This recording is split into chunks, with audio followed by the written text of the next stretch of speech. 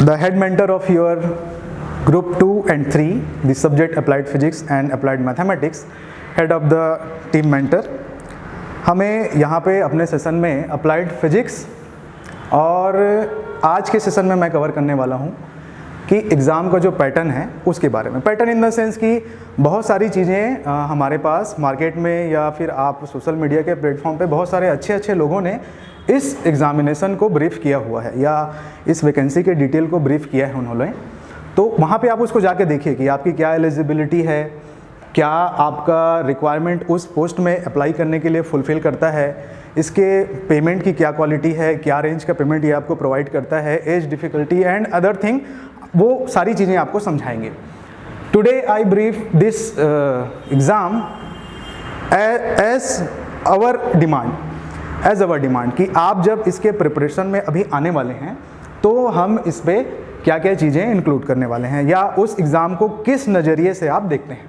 ठीक है, so the title is our exam. हमने यह टाइटल दिया हुआ है कि CGPSC ITI principal / training and placement officer and assistant director technical, this is your exam.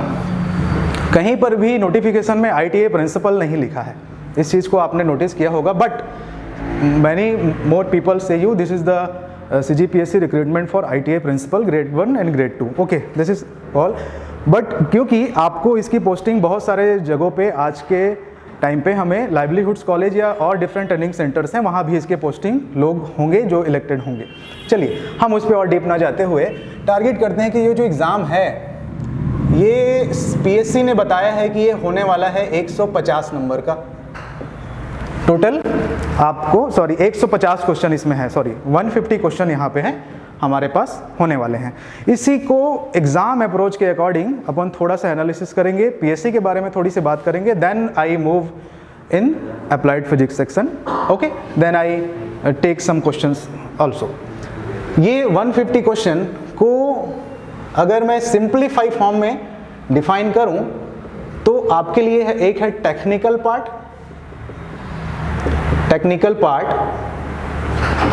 And one is GS part, ऐसा बोल सकते हैं। टेक्निकल पार्ट अगेन PSC ने 4 पार्ट में डिवाइड किया हुआ है: engineering drawing, applied physics, applied chemistry and applied maths, in this manner. हम एग्ज़ाम प्रोस्पेक्टिव से आज इस पैटर्न को एनालाइज कर रहे हैं। अगेन मैं इस वैकेंसी के बारे में और कुछ एक्स्ट्रा चीज़ नहीं बताने वाला आपको।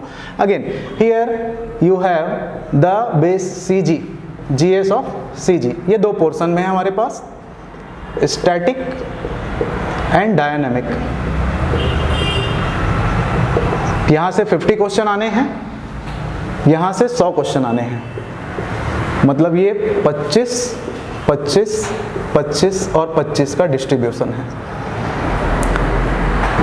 ओके, सिंपल फॉर्म में रहिए और उस चीज़ को अपन डील आउट करते जाएंगे कि किस फॉर्म में अपन को इसको अंडरस्टैंड करना है। तो हमने पेपर को ब्रॉडली इस 2 कैटेगरी में डिवाइड कर लिया है। एक है हमारा GS पोर्शन जो कि स्टैटिक और डायनामिक से मिलके बन रहा है, और एक है आपका टेक्निकल पार्ट। फ्रेंड्स, ये एग्ज़ाम CGPSC का ये एग्ज़ाम आप बोल सकते हैं कि कोई एस्ट्रोनॉमिकल इवेंट जो कभी कभी होता है, खगोलीय घटना बोलते हैं जिसको, कभी कभी होता है, बहुत सालों में होता है, ये उस तरह का एग्ज़ाम है। लास्ट पेपर CGPSC ने इसके लिए प्रिंसिपल ग्रेड 2 का एग्ज़ाम 2016 में 19 नवंबर 2016 को ये एग्ज़ाम पहली बार कंडक्ट हुआ था। ठीक, आज उस एग्ज़ाम के बाद ये ड्यूरेशन फिर से 5 से 6 सालों का आज अंतराल आ गया है।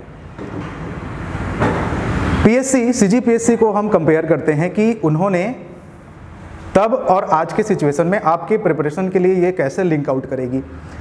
In the year of 2016 and today when you gives this exam in year 2022, some little bit comparison we done here. That time pattern in the sense कि पीएससी जिस विधि से एग्ज़ाम लेता है, जिस तरीके से एग्ज़ाम लेता है, उस समय जो पैटर्न था आपका 1/2, it means 50% of negative marking, 50% of negative marking, and second you have 5 multiple choice options. 5 multiple choice options. आपको जो ऑब्जेक्टिव क्वेश्चन वहाँ पे दिए जाते थे या एग्ज़ाम में जो आते थे वो उन पे 50% की नेगेटिव मार्किंग होती थी और जो एक मल्टीपल चॉइस ऑप्शन जो होता था वो 5 ऑप्शन होता था, 5 ऑप्शन वहाँ पर होता था. ओके, अभी क्या स्टेट है? अभी स्टेट है कि अभी नेगेटिव मार्किंग है 1/3, it means 33%, and 4 multiple choice option MCQs. तो पीएससी ने अपने स्टैंडर्ड में ये सारी चीज़ें लेके आई हैं. जब ये एग्ज़ाम हुआ, और एक चीज़ और वहाँ पे क्या था, ये एग्ज़ाम हुआ था ऑनलाइन मोड में. अभी भी ये एग्ज़ाम ऑनलाइन मोड में होगा ही, ऐसा ही अनुमान है, क्योंकि एग्ज़ाम के लिए यही सूटेबल है. ऑनलाइन मोड में जब होगा तो आपको 1 आवर डिस्ट्रीब्यूट किया जाएगा सीजी के लिए और 2 आवर डिस्ट्रीब्यूट किया जाएगा टेक्निकल के लिए. 2 hour in the sense 30 minute each. अगर आप इक्वल डिस्ट्रीब्यूशन टेक्निकल के थ्रू निकालें तो 30 मिनट ऑफ ईच. हर सेक्शन को सॉल्व करने के लिए आपके पास 30 मिनट हैं, और अगर थोड़ा सा और डीप जाएंगे तो हर क्वेश्चन को सॉल्व करने के लिए आपके पास 1 मिनट 10 सेकेंड, रफली 1 मिनट एंड 10 सेकेंड का कुछ रेशियो है. पीएससी आपके साथ क्या क्या कर सकता है इस एग्ज़ाम में? सिर्फ प्रिपरेशन इसके लिए ज़रूरी नहीं है ना. पैटर्न को हम इसलिए स्टडी कर रहे हैं कि हम अंडरस्टैंड करना चाहते हैं कि एग्ज़ाम का पैटर्न पहले टफ था, ये टफ पैटर्न कहलाता है. 50% negativity is a very high risk and 5 multiple choice of options. It means आपके एलिमिनेशन करने के कोई भी मेथड 5 ऑप्शन के मल्टीपल चॉइस में काम नहीं करने वाले. 4 ऑप्शन होता है तो आप 1 या 2 को एलिमिनेट करके कहीं से आंसर निकालने की कोशिश करते हैं, बट हियर 5 ऑप्शन में ये चीज़ टफ होती है. Again the negativity of the negative marking is also है 50% हियर. तो पीएससी ने अपने पैटर्न को ईजी किया है. अब नेगेटिव मार्किंग वो 33% कर रहे हैं और सिर्फ आपको 4 मल्टीपल चॉइस ऑफ ऑप्शन दे रहे हैं. ओके, अगेन इससे एक रिलेशन होता है, कि pattern of exam is inversely proportional to strength of the paper. Pattern of exam is inversely proportional to strength of the paper. अगर पैटर्न एग्जाम का tough है तो पेपर का स्ट्रेंथ इनवर्स रिलेशन है, इसलिए वो इजी रहेगा. और अगर एग्जाम का पैटर्न इजी हुआ है तो strength of the paper definitely increase होगी. पिछले सेशन के पेपर में 2016 के पेपर का पैटर्न टफ था और उस समय के क्वेश्चन पेपर को भी आप लोगों ने सभी ने देखा होगा. अगर वो चैलेंजिंग है तो हम इतने सारी चीज़ें करके हम इस कंक्लूज़न पे चल रहे हैं, जो टीम स्टडी कर रही है सारे सेक्शंस को, वो इस कंक्लूज़न पे पहुंच रही है कि आप इस समय आपका पेपर, जो लास्ट टाइम आपने पेपर देखा है, उससे एवरेज कम से कम 40% वो अपनी स्ट्रेंथ को बढ़ाने वाला है. हमने मिनिमम लेके चला है. CGPSC जो पुराना आपने पेपर 2016 में अटेम्प्ट किया है या किसी ने दिया है, या जो आप स्टूडेंट्स आपको अवेलेबल है तो उसे आप जो देख रहे हैं, उस पेपर के स्ट्रेंथ में डेफिनेटली कम से कम इतने % की इंक्रीज अगर होनी ही है. क्यों?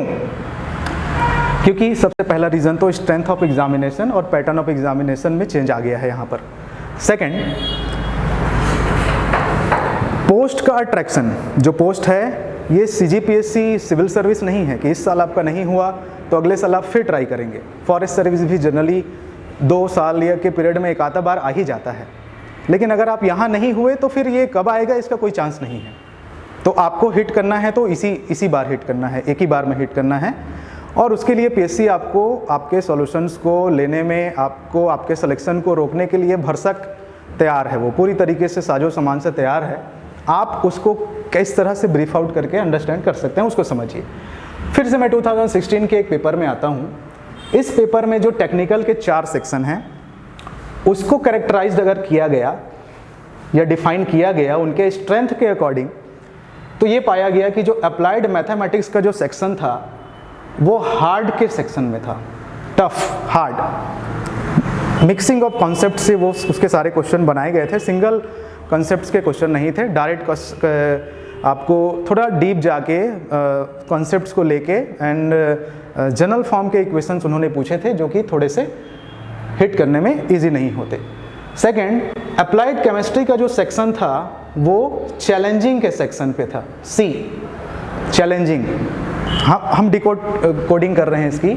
अप्लाइड फिजिक्स का क्वेश्चन चैलेंजिंग था सारा, इसका कहने का मतलब है आज हम बेसिकली इस फिजिक्स के सेक्शन में बात करेंगे। अप्लाइड फिजिक्स का सेक्शन चैलेंजिंग था इन द सेंस कि एग्ज़ाम हॉल में आपको आंसर पाने के लिए पसीना बहाना पड़ेगा, आसानी से आंसर आपको नहीं मिलने वाले। उसमें क्वेश्चन ऐसे थे, आपने कितने भी कंसेप्ट पढ़े हुए हैं, किस तरह से भी तैयारी की हुई है, लेकिन एग्ज़ाम हॉल में आपका पसीना निकल जाएगा, हालत ख़राब हो जाएगी आपकी, तब जाके आप एक सफिशिएंट अमाउंट के क्वेश्चंस वहाँ पे क्लियर कर पाएंगे। इसलिए अप्लाइड फिजिक्स का वो कैटेगरी वहाँ पे चैलेंजिंग था। अप्लाइड केमिस्ट्री मॉडरेट था। Moderate in the sense easy नहीं है, मॉडरेट इन द सेंस कि ठीक ठाक प्रिपरेशन अगर आपने की है तब आप उसको अटेम्प्ट कर पाएंगे।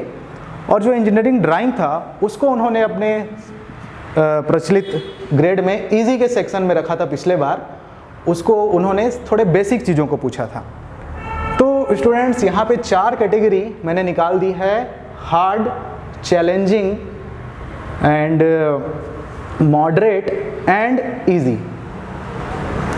आप सभी टेक्निकल के स्टूडेंट्स हैं, जितने भी हैं सारे, क्योंकि इस वैकेंसी के लिए इंजीनियरिंग के स्टूडेंट ही एलिजिबल हैं। बहुत सारे पीटी, पीएमटी, जेई ये सारे एग्ज़ाम आप देते हुए अभी तक आपने देख लिया है कि पीएससी या और कई एग्ज़ामों में कभी हमेशा यही पैटर्न होता है कि कोई एक सेक्शन हमेशा बहुत टफ रहने वाला है, कोई एक सेक्शन चैलेंजिंग रहने वाला है, कोई एक सेक्शन मॉडरेट रहने वाला है, कोई एक सेक्शन ठीक ठाक ईजी रहने वाला है। तो अब पीएससी के पास पावर है, उसके पास अधिकार है कि वो इनको स्विच कर सकता है। पिछले बार हमने कहा कि मैथमेटिक्स हार्ड था, इस बार केमिस्ट्री हो सकता है, मैथ्स मॉडरेट हो सकता है। पिछले बार फिजिक्स चैलेंजिंग था, इस बार ईडी आपका चैलेंजिंग हो सकता है। तो ये स्विच करने का पीएससी के पास पूरा वो उनका टूल है, ये वो इस्तेमाल करेंगे इसको। ये पहला एक पेपर था जिसमें हमने करेक्टराइज करके इसको समझ लिया। तो पहला पॉइंट ये आप अपने माइंड में फिक्स कर लीजिए कि ये चीज़ें होगी, ये घटना उस पेपर के साथ घटेगी। कोई एक सेक्शन हार्ड रहना ही है, कोई एक सेक्शन आपका चैलेंजिंग ही रहने वाला है, कोई एक सेक्शन मॉडरेट एंड एक सेक्शन आपको इजी मिलेगा। फिर उसके अंदर आते हैं उस सेक्शन के अकॉर्डिंग। तो कुछ चीज़ें यहाँ पे हमने देख ली, ये स्विचिंग होती है, स्विचिंग ऑफ ऑर्डर आपके स्ट्रक्चर ऑफ एग्जामिनेशन में। अब मैं अब मैं आपके इसी कंपैरिजन को लेते हुए हमारे सेक्शन की ओर मूव कर रहा हूँ, अप्लाइड फिजिक्स के सेक्शन की ओर मूव कर रहा हूँ। चलिए ये वाला पोर्शन मैं अभी इरेज कर रहा हूँ यहाँ आपके लिए। We discuss about applied physics. तो जैसे अप्लाइड फिजिक्स में 25 क्वेश्चन इक्वली डिस्ट्रीब्यूटेड थे। थोड़ा सा टाइम के बारे में बात कर लेता हूँ मैं। सीजीपीएससी ने मैंने अभी यहाँ पे डिज़ाइन किया है कि वो 1 घंटा देगा जीएस के लिए, आपके छत्तीसगढ़ के लिए। ऑनलाइन एग्जामिनेशन अगर होता है तो जीएस पार्ट का क्वेश्चन आप कितना भी अच्छा छत्तीसगढ़ पढ़ लें, कितने भी अच्छे आपके कंसेप्ट हों, कोई भी पढ़ने वाला पर्सन यहाँ आपको एक सामान्य व्यक्ति, सामान्य अंडरस्टैंडिंग, जनरल इंटेलिजेंसी के तौर पे इस चीज़ को समझना है। आप सुपर ह्यूमन लेवल पे मत जाइए, उस चीज़ को आप नहीं अचीव कर सकते। मैं बोल रहा हूँ कि सीजी का जो पेपर है, कोई भी अच्छे से अच्छा स्टडी करने वाला पर्सन 25 से 30 क्वेश्चंस के मार्क्स ही पाएगा। मार्क्स पाएगा बोल रहा हूँ ना, मार्क्स 25 से 30 क्वेश्चन के ही मार्क्स वो पाएगा। इट मीन्स कई लोग अटेम्प्ट कितना करेगा ये नहीं बोल रहा हूँ, कई लोग अटेम्प्ट 35 भी करेंगे, 38 भी करेंगे, 40 भी करेंगे, लेकिन वो काट पीट के घट बढ़ के मैक्सिमम 30 क्वेश्चन का ही मार्क्स वो पाएगा, चाहे कोई भी हो। ठीक है, इस सेक्शन के लिए अलॉट किया है पीएससी ने आपको 1 आवर। अगर ये ऑनलाइन के पैटर्न में है तो जीएस के क्वेश्चन अगर आपको लगता है कि आप पढ़े हैं, अच्छे से हैं, तो आधे घंटे में ही आपके टिक हो जाएंगे। वो तो 25 क्वेश्चन आप अटेम्प्ट कर रहे हैं या 30 तक आप जा रहे हैं, तो वो तो आधे घंटे 1 घंटे की ज़रूरत नहीं है उसमें। लेकिन अकॉर्डिंग टू रिस्ट्रिक्शन आप जब तक वो 1 घंटा कंप्लीट नहीं हो जाएगा आप टेक्निकल के सेक्शन में मूव नहीं कर पाएंगे, क्योंकि वो डिफरेंट टाइम सीजी के सेक्शन को अलॉट किया गया है। ठीक है, मतलब आपके टेक्निकल सेक्शन को सॉल्व करने के लिए सिर्फ और सिर्फ 2 ही घंटे हैं आपके पास। ओके, इस चीज़ को ध्यान में रखते हुए कि सीजी में आप कब कितना भी कर लें, आप टोटल पेपर का स्ट्रेंथ हमारा 330 नंबर, मतलब अगर आप मैक्सिमम बहुत अच्छे पढ़ने वाले हैं और आपने 35-36 भी अटेम्प्ट किया है तो डेफिनेटली गलत वलत होके इधर उधर होके आप अधिक से अधिक 30 क्वेश्चन के ही मार्क्स, मतलब 60 नंबर ही पा रहे हैं यहाँ से सीजी के सेक्शन से। इसमें भी हमने 2 सेक्शन डिवाइड किया हुआ है, डायनामिक और स्टैटिक। ये हम आगे सेशन में ब्रीफ आउट करेंगे आपको सीजी के इन सेक्शंस के बारे में। तो आपने मैक्सिमम से मैक्सिमम 60 मार्क्स ही आपने पाया है और वहाँ पे वो टाइम भी पूरा खा गया है आपका, क्योंकि टेक्निकल सेटअप के अकॉर्डिंग जब तक 1 आवर कंप्लीट नहीं होगा आप टेक्निकल सेक्शन में स्विच नहीं कर पाएंगे। पहले पेपर्स में होते थे कि एक साथ पेपर छप के आ जाते थे, आप अपने सुविधा के अकॉर्डिंग किसी भी पोर्शन को सॉल्व कर लेते थे। तो ये भी एक पीएससी का टूल हो गया, एक टूल तो ये हो गया, और ये एक पीएससी का ये टाइम में यहाँ पे आपको रोकना, ये भी एक पीएससी का टूल हो गया।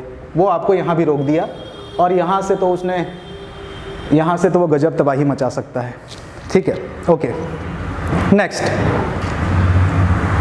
अब मैं आता हूँ अप्लाइड फिजिक्स के पोर्शन पे, चूँकि आज इसी ग्रुप पे हम बात कर रहे हैं कि टीम ने काफ़ी इस पे वर्क किया हुआ है, काफ़ी स्टडीज़ को किया गया है, तो थोड़ा सा इसको अपन समझेंगे।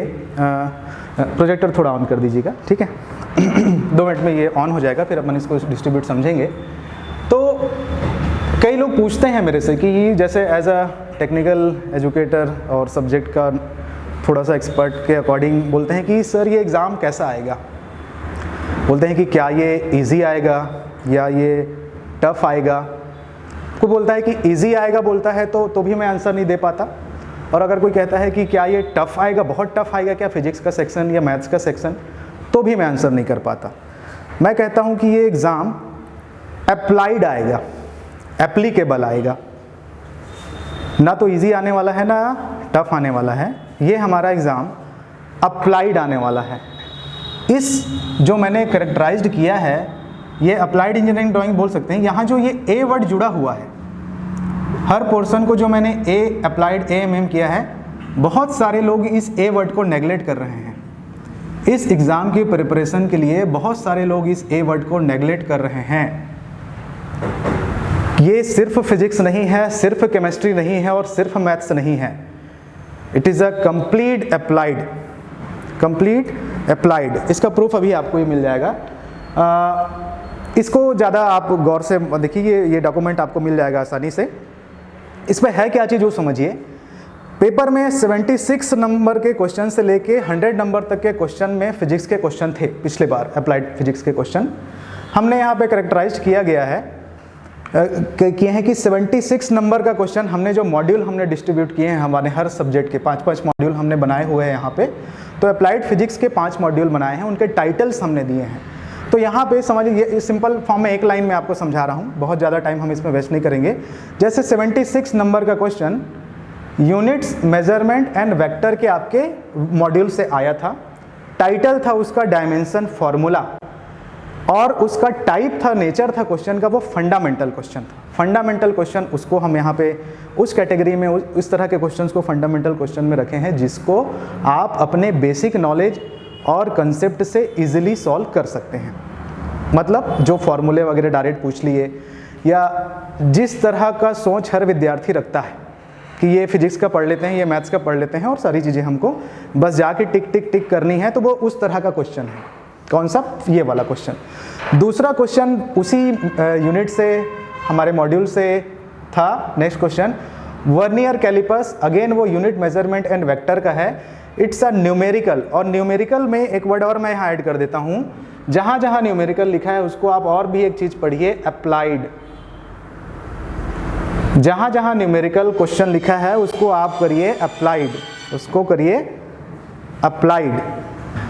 ओके, तो ये इस तरह से हमने हर क्वेश्चंस को डिस्ट्रीब्यूट किया है। जैसे ये क्वेश्चन नंबर 77, क्वेश्चन नंबर 78, 79, 80, जैसे 81 को रैंडमली मैं देखूं तो ये force, motion, general properties of matter के हमारे मॉड्यूल से आया है। टाइटल था उसका मोमेंट ऑफ इनर्शिया और वो फंडामेंटल था, मतलब कोई ना कोई टाइप का फॉर्मूला और बेसिक कंसेप्ट से वो आपको सॉल्व हो जाता।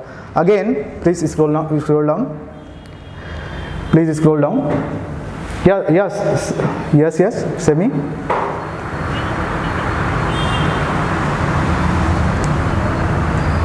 Okay, this PPT are provided to you, don't worry. अब अभी यहाँ आप उस रिफ्लेक्शन की वजह से शायद आप नहीं देख पा रही होंगी, उसके लिए डोंट वरी रही, ठीक है।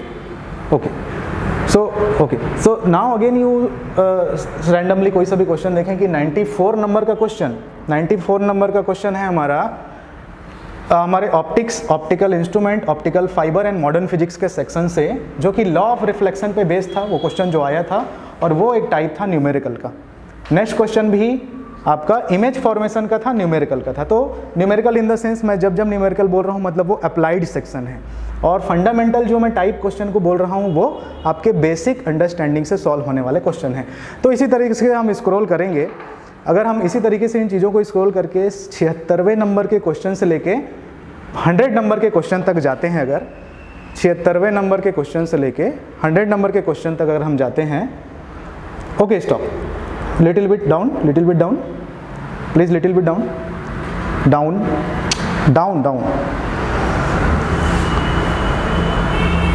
Okay here. तो ये टोटल 25 क्वेश्चन अप्लाइड फिजिक्स के सेक्शन में पीएससी ने पूछे हैं आपसे। Total number of fundamental of type question कितने पूछे उन्होंने? सिर्फ 8 क्वेश्चन, जो आपके जो बेसिक आप फिजिक्स पढ़ते हैं ना उसी के बेस पे बन रहे हैं। और 17 क्वेश्चन उन्होंने पूछा है अप्लाइड और न्यूमेरिकल बेस का। हम अभी सॉल्व ही करने वाले हैं, वो कैसा फंडामेंटल क्वेश्चन होता है, कैसा न्यूमेरिकल, आपको समझ में आएगा। तो 17 क्वेश्चन पीएससी ने आपसे पूछा है अप्लाइड का। अगर मैं परसेंट वाइज देखूं तो 32% क्वेश्चन आपके फंडामेंटल हैं 25 में से, और 68% क्वेश्चन पीएससी ने आपसे पूछे हैं वो है pure applied. Applied in the sense आपको न्यूमेरिकल फॉर्म में उसको सॉल्व करना पड़ेगा, अदरवाइज आप उसको आंसर नहीं पा सकते। और अप्लाइड सब्जेक्ट्स की तैयारी के लिए कोई भी किताब या कहीं कभी कोई मटेरियल आपको कोई सपोर्ट नहीं करता है। आप रियल चीज़ों को अपने माइंड में शुरू से बैठा लिए रहेंगे तो आपको प्रॉब्लम नहीं होगा, आपको अपने मटेरियल्स कलेक्ट करने में दिक्कत नहीं होगी, आप मार्केट में जगह जगह भटकेंगे नहीं। भाई सीजीपीएससी थोड़ा सा कॉमन सेंस लगाइए कि 4 सब्जेक्ट है उनके पास टेक्निकल के, एक ऐसा व्यक्ति होगा जिसको एक स्टेट लेवल के टेक्निकल एग्जाम के लिए सिर्फ 25 क्वेश्चन इलेक्ट करने हैं अप्लाइड फिजिक्स के, सिर्फ 25 क्वेश्चन। उसके पास इतनी एबिलिटी है कि वो 25 के 25 क्वेश्चन नए डिज़ाइन कर सकता है। वो आज तक किसी किताबों में नहीं होंगे, ना ही किसी इंस्टीट्यूट के आपको मटेरियल में मिलने वाले हैं। उस पर्सन के पास इतनी एबिलिटी है, they are a very good people, those setting the paper of the CGPSC technical and other section. तो सिर्फ 25 क्वेश्चन सेलेक्ट करना, थोड़ा सा कॉमन सेंस लगाइए कि सिर्फ 25 क्वेश्चन सेट करना, क्या वो करेगा कि कहीं से उठा के दे दिया, इधर उधर करके दे दिया और आप उन्हीं सब चीज़ों में पलटते पलटते चीज़ें लगे हुए हैं। और जब हम ये देख पा रहे हैं कि सिर्फ 32% या सिर्फ 8 क्वेश्चन वैसे हैं जो कि फंडामेंटल हैं, और फंडामेंटल के भी क्वेश्चन ईजी टिक नहीं होने हैं आपसे, जबकि 17 क्वेश्चन उन्होंने तो पूरे अप्लाइड दिए हुए हैं। अप्लाइड इन द सेंस कि आपने जो कंसेप्ट्स सीखे, आपने जो स्ट्रेटजी अपने इस पर्टिकुलर सब्जेक्ट के लिए या फिर और किसी सब्जेक्ट के लिए अप्लाइड में बनाई, उसे एग्ज़ाम हॉल के डिस्ट्रीब्यूटेड टाइम में अगर आपने अप्लाई कर पाया तो आप उसको सॉल्व कर पाएंगे। मैं बिल्कुल गारंटी के साथ बोल सकता हूं कि कोई भी फिजिक्स के 25 क्वेश्चन एग्ज़ाम हॉल में अटेम्प्ट अप्लाइड फॉर्म में सॉल्व करके नहीं कर सकता। आप पूरे क्वेश्चन नहीं कर सकते। एक क्वेश्चन सॉल्व करने के लिए 1 मिनट 10 सेकंड का ही समय है। मतलब आप इतना तो भूल जाइए कि इस कोई सेक्शन जो चैलेंजिंग और हार्ड होगा, ऐसा तो होने वाला है, डेफिनेटली होने वाला है। तो जो सेक्शन चैलेंजिंग हार्ड रहे, चाहे वो फिजिक्स केमिस्ट्री अप्लाइड तीनों में से कोई या ईडी चारों में से कोई सा भी रहे, आप उसके पूरे 25 क्वेश्चन अटेम्प्ट नहीं कर पाएंगे। वो ऐसे टिक लगाने तुक्का लगाने वाला काम अलग है ना, उसमें तो आप भाई 10 मिनट में रंग देंगे अपना OMR सीट या फिर ऑनलाइन के पैटर्न में, बट ये चीज़ पॉसिबल नहीं है। पहला चीज़ तो PSC ने इस तरह से इसको सेट किया था फिजिक्स को कि उन्होंने इतने इतने पोर्शन में क्वेश्चन को डिवाइड किया था। तो ये भी PSC का एक टूल है, इसमें भी स्विचिंग हो सकती है। अब ये जो हार्ड का कंसेप्ट है और चैलेंजिंग का कंसेप्ट है और मॉडरेट का कॉन्सेप्ट है, वो इसी में फ्लक्चुएट होता है। ठीक है, कुछ चीज़ें बेसिक आएंगी। ओके, थोड़ा सा आगे इसमें अपन मूव करते हैं, प्लीज़ स्क्रॉल करेंगे थोड़ा सा इसको। तो ये हमने बेसिक पिछले पेपर को जाके देखा। ओके, हाँ, ओके, प्लीज़ स्टॉप। यहाँ हमने जो अपने 5 मॉड्यूल यहाँ पे डिफाइन किए हैं, यहाँ पे अप्लाइड फिजिक्स के सेक्शन पे भी पूरी टीम काम कर रही है। ओके, अप्लाइड मैथमेटिक्स के लिए भी पूरी टीम काम कर रही है। मैं उसका एक टीम का हेड मेंटर हूँ। हमारे सेशंस में आपको और भी लोग आपको इस सब्जेक्ट को गाइड करते हुए मिलेंगे, particular physics, ED, applied chemistry and applied mathematics. आपको और भी वो टीम ही हमारी काम करती है पीछे कि ये सारी चीज़ें वो एनालिसिस कर रही हैं और किस तरह से इस चीज़ों को डिस्ट्रीब्यूट किया गया है। बिकॉज स्टूडेंट, मैंने कहा ना कि ये एक एस्ट्रोनॉमिकल एक्शन या कोई घटना टाइप की एग्ज़ाम है, हर बार नहीं आता। मैंने बोला कि आप CGPSC प्रीलिम्स इस बार आपका नहीं निकला, मेंस आपका नहीं निकला, ओके, आप अगले साल फिर ट्राई करिए, फिर मेहनत करिए, फिर ट्राई करिए, फिर मेहनत करिए, ये नहीं आएगा। इस बार ये गया आपके हाथ से तो दोबारा आप फिर इसको कब आएगा इसकी कोई गारंटी नहीं है।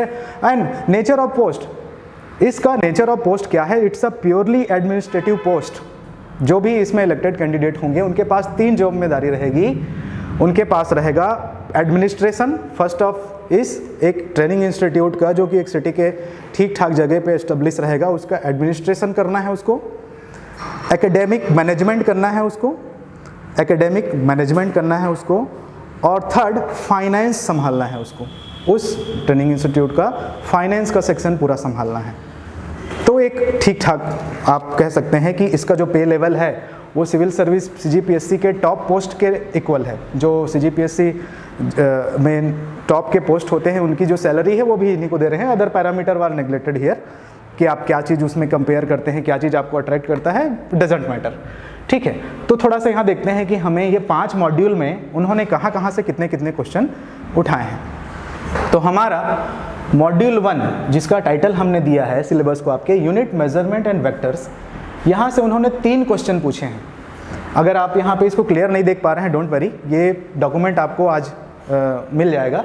3 क्वेश्चन उन्होंने पूछे हैं PSC ने, उसमें से एक क्वेश्चन फंडामेंटल था और 2 न्यूमेरिकल था, 1F + 2N।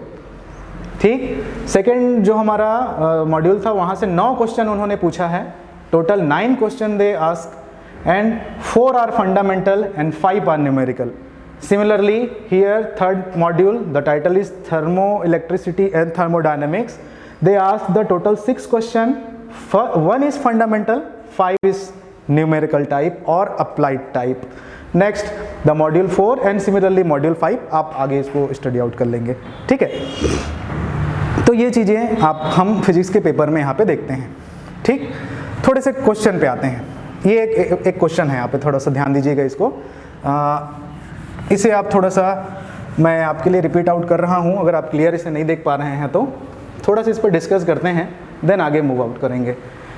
एक क्वेश्चन है, क्वेश्चन नंबर 1 मैंने अपने नाम से लिया है, ये यहाँ पे टाइटल के अकॉर्डिंग क्वेश्चन, फर्स्ट क्वेश्चन आपके उसी पेपर से लिया है ना, कहीं से नहीं है, जो क्वेश्चन हमारा आया था। इस क्वेश्चन को मैंने पहले कैरेक्टराइज कर दिया है किस कैटेगरी में, उसको समझ लीजिए। इसे मैंने दिया है fundamental category. Fundamental category it means जो बेसिक प्रॉपर्टीज़, बेसिक चीज़ें आप जानते हैं उसके बेस पे ये बन जाएगा। ठीक है, डायरेक्ट नहीं बनेगा, लेकिन देखिए क्वेश्चन पे डिस्कस करते हैं। If pressure P is given by P in this equation, according to this equation, P is equal to A minus L square upon BT। अगर नहीं दिख रहा होगा तो मैं रीड कर रहा हूँ, आप समझिएगा। Capital P is equal to A minus L square upon BT, where L is length, T is time and A, B are constant। Find the dimensional formula of B। ये जो B है उसका dimensional formula हमें find करना है। PSC ने इसका answer दिया हुआ है, ये है जो करेक्ट आंसर है, उसमें ऑप्शन 5 में था वो। इसे सॉल्व करते हैं। थोड़ी देर में आपने हर चीज़ जानते हैं कि हर चीज़ों को अपन मास, लेंथ और टाइम के कंसेप्ट से उसको रिप्रेजेंट करते हैं, ठीक है। तो यहाँ पे जो इक्वेशन जो दिया है, मैं इसे राइट कर रहा हूँ, P is equal to A minus L square upon B and T, and given, आपको यहाँ पे गिवन है कि A एंड B जो है कांस्टेंट है। कांस्टेंट का मीनिंग है कि कांस्टेंट मीन्स डायमेंशनलेस, उसके कोई डायमेंशन नहीं है। और क्वेश्चन आपसे पूछा है कि इस B का डायमेंशन फॉर्मूला क्या होगा। तो भाई यहाँ है कि वो बोल दिया है कि L तो लंबाई है, तो लेंथ है तो उसका तो L स्क्वायर हो जाएगा, क्लियर है। नीचे T है तो टाइम है, तो टाइम का तो T हो जाएगा, ठीक है। अब ये रहा प्रेशर, इसने कहा है कि प्रेशर, तो प्रेशर का या तो आप डायरेक्ट डायमेंशन फार्मूला आपको याद है, आप तैयारी के दौरान याद कर लिए रहेंगे तो डायरेक्ट पुट करके सॉल्व करेंगे, या तो अपने बेसिक कॉन्सेप्ट पे जाएंगे कि pressure is equal to force upon area. Again force is according to Newton second law, mass into acceleration upon area को आप लिखेंगे metre square, the unit of the area is metre square, मतलब मैं उसे लिख लेता हूँ L स्क्वायर इन डायमेंशन के फॉर्म में। Mass into acceleration, mass into acceleration, तो एक्सेलरेशन जो होगा उसका यूनिट आप लिखेंगे मीटर पर सेकेंड स्क्वायर, ये मास है ना और ये मीटर है, कंफ्यूज नहीं होंगे, और डिवाइड में है आपके पास L स्क्वायर। तो ये मास है तो उसका डायमेंशन फॉर्मूला कैपिटल M, ये मीटर है तो उसका L, और ये मीटर पर सेकेंड स्क्वायर था इसलिए T-2 because goes upside and upon L square. इसको सिंप्लीफाई करेंगे तो आपको मिलने वाला है M, ये ऊपर आप सिंप्लीफाई करेंगे तो L-1 एंड T-2। तो भाई ये प्रेशर का डायमेंशन फॉर्मूला होता है। तो ये तो अगर आपको डायरेक्ट याद है तो ठीक है, नहीं तो मैंने इस तरह से निकाल लिया जो बेसिक चीज़ें होती हैं वहाँ से, ठीक। इसको यहाँ पे रखते हैं, इस इक्वेशन में पुट करेंगे। P क्या हमने निकाला है dimension formula, M L-1 and T-2, okay. Here the quantity A minus L square, because A is dimensionless quantity, इस टोटल टर्म का जो डायमेंशन होगा वो होगा L स्क्वायर। तो ये हो गया dimension L square upon B, तो कांस्टेंट है B ही लेके चलते हैं, और टाइम T का हो जाएगा T। आपको पूछा है कि इस कांस्टेंट B का डायमेंशन फॉर्मूला क्या होगा, तो B को आप क्रॉस मल्टीप्लाई कर लेंगे, B is equal to L square upon M L-1, ये T यहाँ जाएगा तो आपको मिलने वाला है T-1, ओके। और जब आप इसे स्विच करेंगे तो आपको ये मिल रहा है M-1 because goes upside, L3 and T-1। तो देखिए काम करना पड़ा, अभी भी मैंने इस क्वेश्चन को फंडामेंटल की श्रेणी में रखा है ना। ये क्वेश्चन क्या है, फंडामेंटल है, इजी है, आपको थोड़ी बेसिक चीज़ें आते हैं तो आप इसको अटेम्प्ट कर सकते हैं, ये क्वेश्चन आपका सॉल्व हो जाएगा, ठीक है। चलिए थोड़ा सा नेक्स्ट क्वेश्चन पे अपन बढ़ते हैं। Please scroll down, scroll down.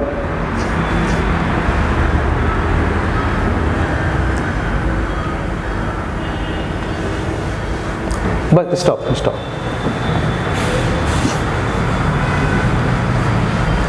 Okay student, आप देख पा रहे होंगे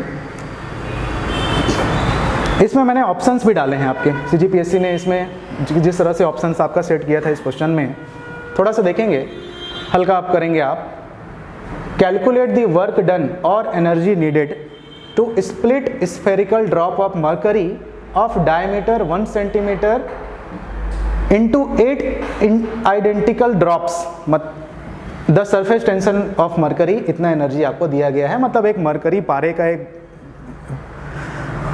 ठीक है, आपके पास ये एक ड्रॉप है यहाँ पर, उसको ब्रेक किए हैं 8 आइडेंटिकल पार्ट्स में, तो कितना हमको काम करना पड़ा, कितने वर्क डन एनर्जी निकालनी पड़ी। मतलब आप क्वेश्चन पढ़ के आपको समझ में आ गया है कि ये है एक अप्लाइड टाइप का क्वेश्चन, जहाँ पे सरफेस टेंशन और सरफेस एनर्जी के कंसेप्ट्स को, फिजिक्स के कंसेप्ट्स को आपको लगा के इसको सॉल्व करना है।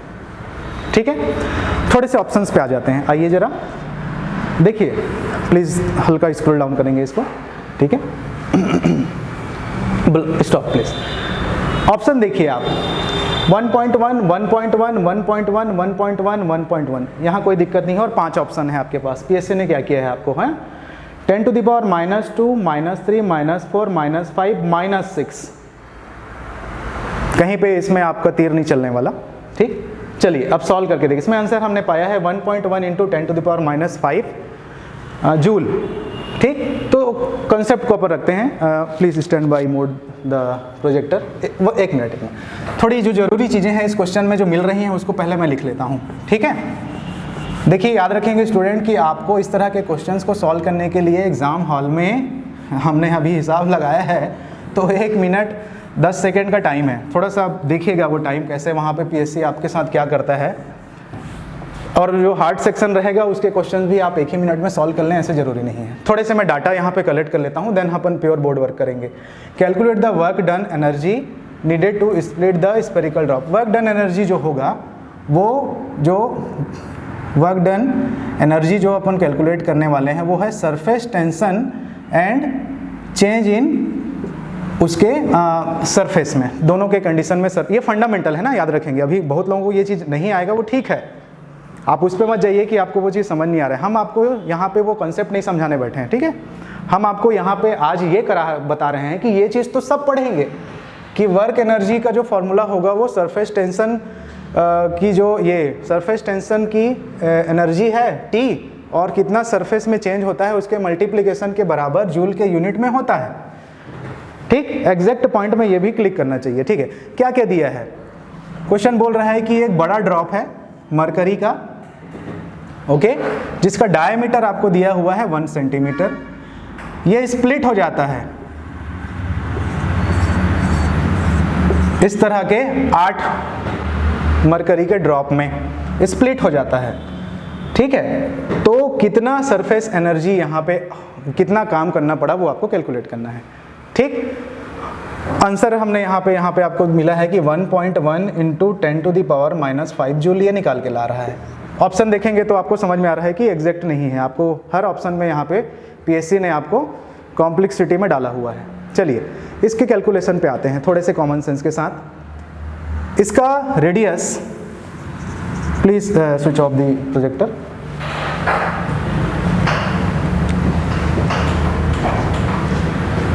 ओके स्टूडेंट, इसका एक बड़े वाले जो मरकरी का ड्रॉप था उसका रेडियस दिया हुआ है 1 सेंटीमीटर।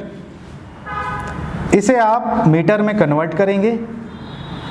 ठीक, तो आप इसे लिखेंगे 1 × 10 to the power -2 मीटर। ये दिस इज डायमीटर गिवन। ये डायमीटर उन्होंने मरकरी के बड़े वाले ड्रॉप का दिया है आपको, कैपिटल है ना। तो रेडियस कैपिटल R अगर मैं बोलूँ बड़े वाले ड्रॉप का, तो ये हो जाएगा हमारा रेडियस इज डिवाइड बाई 2। मैं थोड़े से सिंप्लीफिकेशन यहाँ पे कर रहा हूँ, तो 0.5 × 10 to the power -2 मीटर, और आप इसको लिख सकते हैं 5 × 10 to the power -3 of metre. तो आपने बड़े वाले ड्रॉप का रेडियस निकाल लिया। Again let assume radius of smallest और small drop is small r। तो स्टूडेंट जब ये चीज़ ब्रेक होके इतने पार्ट में बदलेगी तो जो चेंज नहीं होने वाला चीज़ है वो है वॉल्यूम। ये तो आप कॉमन सेंस से अब लगा ही सकते हैं कि जो चेंज नहीं होगा वो है वॉल्यूम। मतलब volume of bigger drop is equal to volume of this total 8 drops.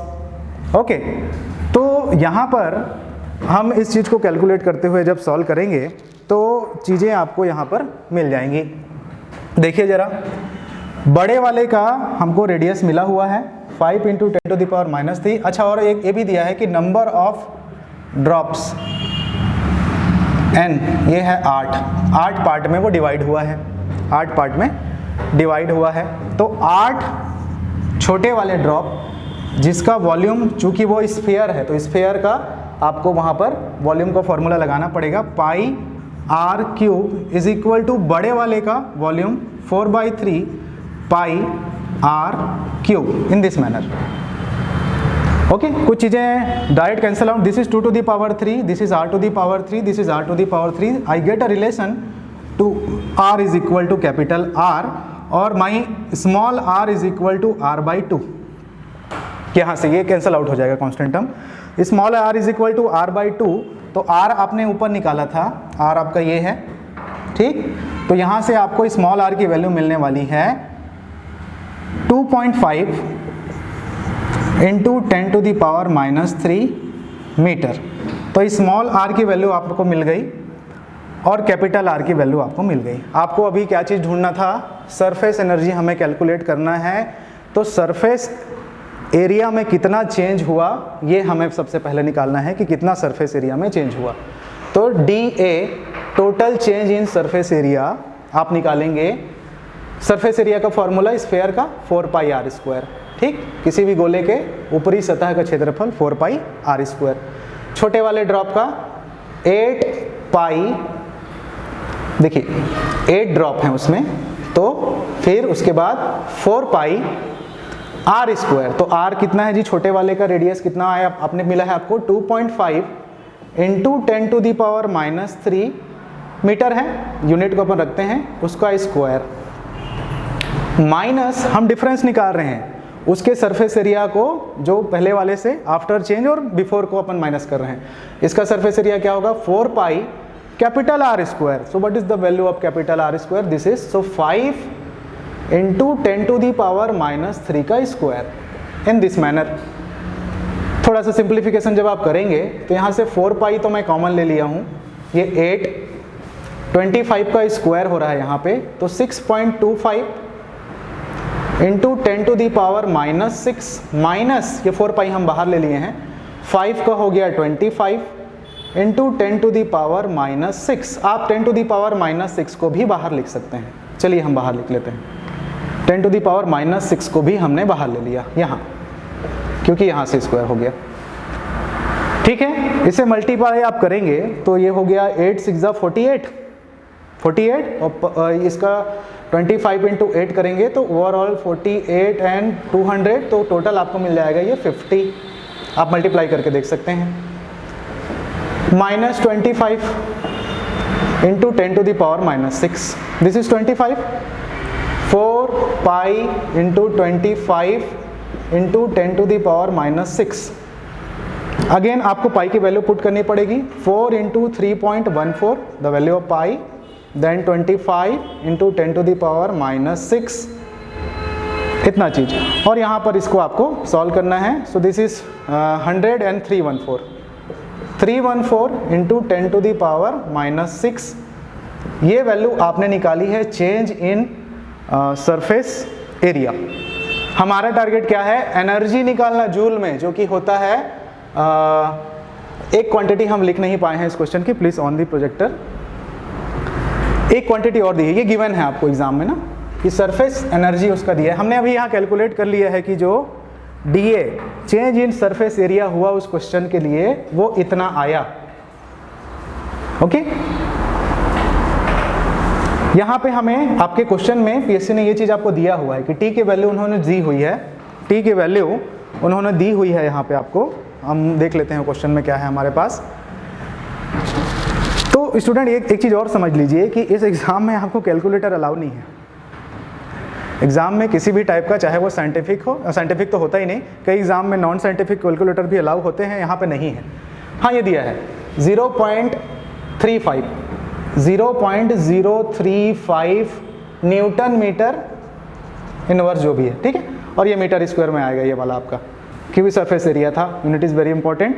Now you calculate the energy. I right here कि मुझे निकालना है वर्क एनर्जी, तो उसको आप क्या करेंगे T। So it means 0.035 into multiply करेंगे 314 से और इंटू 10 to the power -6, ठीक है। तो ये आपको मल्टीप्लाई करना पड़ेगा, ये चीज़ मल्टीप्लाई करना पड़ेगा इन एग्ज़ाम हॉल। मैं यहाँ को ऐसा मत समझिए कि मैंने पेपर का कोई जो टफ क्वेश्चन है वही उठा लिया है। आप देखिए जो न्यूमेरिकल्स के क्वेश्चंस हैं, वहाँ आपको अंदाज़ा लग जाएगा कि किस तरह के आपको वहाँ पे काम करना पड़ेगा बिना टूल के। तो जब आप इसे सॉल्व करेंगे, सिंप्लीफाई करेंगे, तो ये आ रहा है 10.99 इंटू 10⁻⁻6। देखिए फाइनल आंसर यहीं पे आके रुक रहा है। आंसर क्या दिया है पीएससी ने? 1.1 इंटू 10⁻⁻5। मतलब इसको आपको लेना पड़ेगा इन राउंड फिगर में 11 और फिर 10⁻⁻6 एंड देन इसको चेंज करके आप 1.1 इंटू 10⁻⁻6 जूल पाएंगे। और आपने देखा ही है कि पांचों ऑप्शन में 1.1 तो था ही, जो वेरी कर रहा था वो था, I am sorry, here this is 5, I am sorry, okay. So now you get the answer. तो देखिए स्टूडेंट, एक क्वेश्चन को ये तो मैं आपको एक्सप्लेन कर रहा हूँ, तो मुझे नहीं लगता कि मैं 1 मिनट का 5 गुना भी टाइम लिया होऊंगा तो 5 मिनट में इसको एक्सप्लेन कर पाया होऊंगा। नहीं, उससे भी ज़्यादा लगा है। So what's the approach? ये 32% का कंसेप्ट कि ये जो क्वेश्चन में पीएससी ने 68% और 32% का आपको डाटा दिया है, इससे आपको क्या पता चलता है कि जब आप किसी भी टॉपिक को पढ़ें, आप सरफेस एनर्जी, सरफेस टेंशन का जो टॉपिक उठाएंगे, जिसमें ये सारी चीज़ें, फंडामेंटल चीज़ें जो आपको मिलेंगी, जिसका ये बेसिक फार्मूला हर कोई पढ़ने वाला है, वहाँ पे आपका अप्रोच ऐसा होना चाहिए कि हर टॉपिक को आपको ऊपर नीचे 40 और 60 के में बांट लीजिए कि 40% उससे फंडामेंटल और 60%, या इसको और मैं कम कर दूं, 35 और 65% के रेशियो में बांट लीजिए किसी भी टॉपिक को। 65% उस टॉपिक का आप अप्लाइड और न्यूमेरिकल प्रैक्टिस करिए और 35% आप उसके बेसिक अंडरस्टैंडिंग रखिए। That's the approach of this examination. Lots of people ask with me, what's the approach of this examination? Which kind of method I apply? Okay, so here we conclude कि ये आपका approach होना चाहिए कि कोई भी topic आप पढ़ेंगे, स्टूडेंट सिलेबस जब आप देखेंगे तो फिजिक्स का सिलेबस सबसे ज़्यादा है, भरा सा दिखेगा आपको उस पीएससी के सीट में आपको, ठीक है। और उसको क्वेश्चन कितने सेलेक्ट करने हैं? सिर्फ 25। तो भाई जो बैठा है उसके पास किसी चीज़ की कमी नहीं है, वो पूरा धन संपदा से, सिलेबस से, टॉपिक से भरा हुआ है।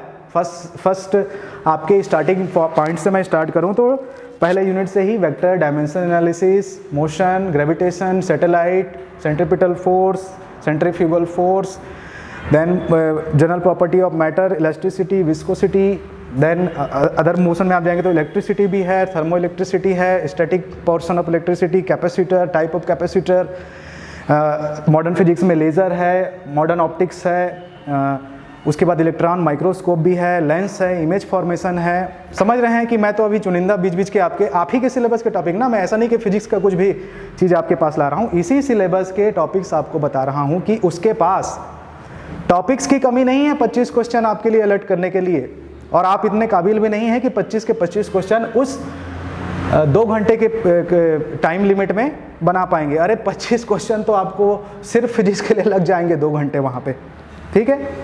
सो that is your approach. Ready करने का अप्रोच आपका ये होना चाहिए कि क्वेश्चन आप सॉल्व कर रहे हैं, जो क्वेश्चन आप सॉल्व करेंगे, सॉल्व करने के लिए solving question within time limit, and that's called approach of this examination. Solving question within time limit, यही अप्रोच है इस एग्जाम का। बाकी आपसे 25 के 25 क्वेश्चन बनेंगे, मैं नहीं बोल रहा हूँ कि आप पढ़ाई करेंगे, मेहनत करेंगे तो आपसे नहीं बनेगा, लेकिन एग्जाम हॉल से बाहर निकलने के बाद बनेगा। एग्जाम हॉल में नहीं बना पाएंगे आप, हो सकता है 10 ही बना पाएँ, क्योंकि आपने अगर ये approach with in the time limit, आपके कैलकुलेशन में स्पीड होनी चाहिए। यूनिट्स एंड मेजरमेंट के सेक्शन में अगर आपने एक यूनिट को, जो कि CGS में है, अगर उसको आपने SI में कन्वर्ट नहीं किया तो आपका सारा काम खत्म है, क्योंकि PSC आंसर ऐसे ही देने वाला है। मैक्सिमम क्वेश्चन में आंसर आपको ऐसे ही मिल रहे हैं न्यूमेरिकल के फॉर्म में। तो यही अप्रोच है, ठीक है। और एक और सिंपल फॉर्म में अगर मैं इसको कंक्लूड करूं, जो चीज़ मैं इस क्वेश्चन के बिहाफ में आपको समझाने की कोशिश कर रहा हूँ, मैं अभी इस क्वेश्चन का सॉल्यूशन आपको, मेरा टारगेट आपको इस क्वेश्चन के सॉल्यूशन को समझाने का नहीं है। आप अभी भी जितने भी हमारे स्टूडेंट्स हैं वो इस एग्ज़ाम के प्रिपरेशन के बारे में सोच रहे हैं, कहीं ना कहीं वो उसके लिए किताबें खोज रहे हैं। कई लोग मुझसे पूछ रहे हैं कि इसके लिए कौन सा बुक मैं प्रेफर करूं, कई लोग पूछ रहे हैं कि कौन सा मटेरियल इसके लिए अच्छा रहेगा, और हम जवाब नहीं देते हैं तो उनको लगता है कि ये हमें नहीं बता रहे होंगे। तो स्टूडेंट्स आप खुद समझ सकते हैं कि इसमें कोई चीज़ काम नहीं करेगी। फिजिक्स तो हर जगह मिलेगा आपको, बहुत सारी किताबों में मिलेगा, आपके टेक्निकल के किताबों में ही सारे फंडे दिए हुए हैं। So this kind of objective अगर आप जब हम वहाँ पे वर्क करेंगे, प्रपोज करेंगे, सॉल्व करेंगे, तब जाके आपके अंदर एबिलिटी आएगी। तो वो जो क्वेश्चन जो पूछते हैं कि ये एग्ज़ाम, और एग्जाम्पल के लिए मैं यहाँ पे अपने अप्लाइड बार बार अप्लाइड ही बोल रहा हूँ मैं, है ना, सिर्फ फिजिक्स नहीं। अगर मैं अपने सिर्फ अप्लाइड फिजिक्स के सेक्शन की बात करूँ तो ये एग्ज़ाम कैसा है, ये आपका इनपुट है। थोड़े से हम बेसिक इलेक्ट्रॉनिक्स की ओर जा रहे हैं, ये आपका इनपुट है। इलेक्ट्रॉनिक्स में सर्किट के डीप मीनिंग पे मत जाइए। अगर मैं इसे 2 डायरेक्शन में डिस्ट्रीब्यूट करूं कि ये एग्ज़ाम कैसा है, चाहे वो अप्लाइड मैथमेटिक्स के कंसेप्ट में हो, अप्लाइड फिजिक्स के, अप्लाइड केमिस्ट्री के, कोई भी सब्जेक्ट अपना स्वरूप बदल सकता है। स्विचिंग ऑफ मोड, आपको मैंने कंसेप्ट समझा दिया है, H, C और M और E का, हार्ड, चैलेंजिंग, मॉडरेट और इजी का। कोई भी सब्जेक्ट अपने आप में कभी भी हार्ड और मॉडरेट और चैलेंजिंग हो सकता है। This is clear. तो ये एग्ज़ाम कैसा है, input exam applied physics, binary code system से पढ़ते हैं तो 1 और 0, 1 और 0 क्या चीज़ होगा, अप्लाइड। अगर आपका एटीट्यूड पोर्शन अप्लाइड की ओर जाता है तो ये एग्ज़ाम आपके लिए इजी है, ठीक है। और अगर आपका अप्लाइड करने का जो एबिलिटी आपने प्रिपरेशन के दौरान डेवलप नहीं कर पाई, पढ़ते ही रह गए फिजिक्स, तो फिर ये आपके लिए टफ है, हार्ड है, आपसे नहीं होगा क्लियर। लेकिन सिर्फ आप अप्लाइड कर पा रहे हैं तो क्या आपके लिए इजी है, नहीं। आपको यहाँ पे एक मॉड्यूलेशन सिग्नल लेना पड़ेगा अपने इस स्ट्रेंथ को बूस्ट करने के लिए, तब जाके वो मॉड्यूलेशन सिग्नल क्या होगा, विथ इन टाइम लिमिट। भाई एग्जाम हॉल के बाहर 25 क्वेश्चन सॉल्व कर लोगे तो क्या हो जाएगा, ये मॉड्यूलेशन सिग्नल आपको वहाँ पे अपने सिग्नल पे देना पड़ेगा, तब उसकी स्ट्रेंथ इतनी होगी कि आप उसे इस फॉर्म में कैरेक्टराइज्ड कर पाओगे। तो भाई ये एग्ज़ाम ऐसा है। अब आप कोई भी किताबें उठा लीजिए, टेक्निकल की देखिए, सिलेबस तो ठीक ठाक है, उसमें पूरा फिजिक्स नहीं समाया हुआ है, तो जो आइडेंटिकल किताबें हैं वो आप कोई भी स्टूडेंट उसको लेके पढ़ सकता है, लेकिन अप्रोच ये होना चाहिए, ये है आपका अप्रोच। ओके, नाउ थोड़ा सा हम और एक अपने क्वेश्चन पे देख लेते हैं, उसके बाद अपन इसको कंक्लूड करेंगे अपने सेशन को। क्वेश्चन पेपर जरूर देखिए आप लोग, जो पुराने क्वेश्चन पेपर आए हैं उसको इस तरह से अगर आप एनालिसिस करेंगे तो आपको बहुत सारी चीज़ें अच्छे से समझ में आएंगी। छोटी सी चीज़ यहाँ पे आपके लिए कंक्लूड कर रहा हूँ मैं, और अपना स्टडी का अप्रोच इसी तरीके से रखिए तो सारी चीज़ें आपको ईजिली समझ में आएंगी। So the projector is starting. Anyone any question here for 10 to 20 second time we have. तो कोई कुछ पूछ रहा है क्या? Okay, thank you. We are discussing in very detail in our upcoming sessions. So उसके लिए चिंता मत करिए, अपन आगे बढ़ते हैं। इसमें थोड़ा सा स्क्रॉल डाउन करेंगे इसको। हाँ, ओके, गुड। ये क्वेश्चन और है, 2 lengths of power 15 diopter and plus 5 diopter are in contact with each other. What is the focal length of the combination? ये बहुत इजी क्वेश्चन है। इसमें है आपका कि आपको बस एक बेसिक चीज़ आना चाहिए कि जो फोकल लेंथ होता है वो पावर ऑफ लेंस के जस्ट रेसिप्रोकल होता है, और कॉम्बिनेशन ऑफ लेंस के लिए कंप्लीट पावर का फॉर्मूला P1 + P2 है।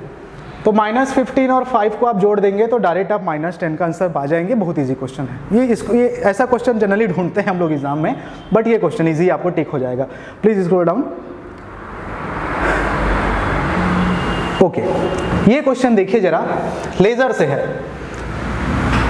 A laser beam having a wavelength of this much, aperture 0.5 cm is sent to moon। मतलब पृथ्वी से हम एक मून पे लेज़र लाइट सेंड कर रहे हैं। आपको वो जो लाइट यहाँ से सेंड होगी वहाँ पे जाएगी तो कितना फैलेगा, ये वाले का रेडियस वहाँ पे वो पूछ रहा है आपसे रफ फॉर्म में। ये अर्थ है, और मून के सरफेस पे उसका जो लाइट जाएगा तो उसका फैलाव, जैसे टॉर्च आप देखते हैं तो जैसा फैलाव होता है उसका रेडियस, उस गोले का रेडियस ये इस क्वेश्चन में पूछा है। आपको दे दिया है कि अर्थ का यहाँ पे डिस्टेंस, मून और अर्थ का डिस्टेंस इतना है। स्टूडेंट पीएससी ने इसका आंसर, ये चीज़ सेम है जो अभी हमने पिछले क्वेश्चन हमने देखा, तो पाँचों के पाँचों ऑप्शन में ये उन्होंने सेम दिया है और ये 10⁹ और उन्होंने दिया है आंसर गलत। मैं इसका सॉल्यूशन टाइम के रिस्ट्रिक्शन की वजह से आपको नहीं करा रहा हूँ अभी, आप अपने से इसको सॉल्व करके देखिएगा। 2 बेसिक फार्मूले इसमें अपन को यूज़ होने वाले हैं जो कि हमारे लिए डी थीटा के लिए 1.22 लैम्डा डी, और फिर इसके हेल्प से अपन आगे चल के इसका डिस्टेंस जो हमें कैलकुलेट करना है, कैलकुलेट द एरियल स्प्लिट। ये जो एरियल स्प्लिट का फॉर्मूला आपको d इंटू डी थीटा के स्क्वायर करने से मिल जाता है और डी थीटा आपको यहाँ से मिल जाता है। डायमीटर आपको दिया है, ये सेंटीमीटर को अभी आपको मीटर में कन्वर्ट करके चेंज करना पड़ेगा। लैम्डा आपको दिया है 8000 एंगस्ट्रॉम की वैल्यू 10⁻⁻10 मीटर आपको यहाँ पे पुट करनी पड़ेगी। तो ये कैलकुलेट होगा लेकिन आंसर आएगा इतना, ये है एग्जैक्ट आंसर। और ये आंसर इस तरह से पीएससी ने दिया था 5 ऑप्शन, और हुआ ये कि क्या है, आप जब पढ़े रहेंगे तो वहाँ पे सॉल्व करेंगे आपका आंसर इससे मैच नहीं खाएगा, आप अपना टाइम फिर से उस कैलकुलेशन को चेक करेंगे और अंत में पीएससी ने इस क्वेश्चन को विलोपित कर दिया था लास्ट में। तो वहाँ पे जिस स्टूडेंट ने ये इसको सॉल्व किया और क्वेश्चन उसका आंसर नहीं आया, उसने उसको फिर चेक किया तो उसका टाइम फिर चला गया, वो टाइम उसने गंवा दिया। तो इस रिस्क को भी आपको अंडरस्टैंड करके रखना है। तो ये क्वेश्चन आप अपने से बना के देखिएगा। सो दिस 4 क्वेश्चन मैंने उसी पेपर से लिए हैं जिस एग्जाम के बारे में आप सोच रहे हैं, प्रिपरेशन के बारे में सोच रहे हैं। सो that is the approach of applied physics and overall हमने एग्जामिनेशन के पैटर्न को समझा। और कोई भी क्वेरी होगी अगर किसी टाइप की, हम इस सेशन को यहीं पे आज एंड करते हैं। किसी भी टाइप की क्वेरी आपकी होगी तो आप टीम को ज़रूर भेजेंगे। आपके लिए ये जो टीम काम कर रही है काफ़ी अच्छा है, मुझे भी यहाँ हेड मेंटर के तौर पे आपके साथ कुछ नॉलेज शेयर करने का एक्सपीरियंस मिल रहा है, काफ़ी अच्छा है। आप ये इस एग्ज़ाम को काफ़ी मेहनत चाहिए, इतना आप लोग जान के रखिए। उसके लिए यहाँ पे इन्होंने स्ट्रेस मैनेजमेंट, साइकोलॉजिकल कुछ क्लासेस का भी इनके प्लान में है जो कि काफ़ी अच्छे से आपको हेल्प कर सकता है। आप अपने स्तर पे भी रहकर तैयारी कर सकते हैं, किसी को कोई परेशानी नहीं है। हमने आपको आज अप्रोच बता दिया, हर सब्जेक्ट के लिए अप्रोच रख लीजिए, क्वेश्चन पेपर को अच्छे से स्टडी कर लीजिए, you will be definitely success and crack it to this examination. So that is for today, we meet our upcoming session. So thank you, आप सभी जुड़े मेरे से, तब तक के लिए आप सभी को जय जोहार। अवैया सेशन में फिर मुलाकात हुई तुमन से, अब बड़ काम है तुमन के सिलेबस में। धन्यवाद।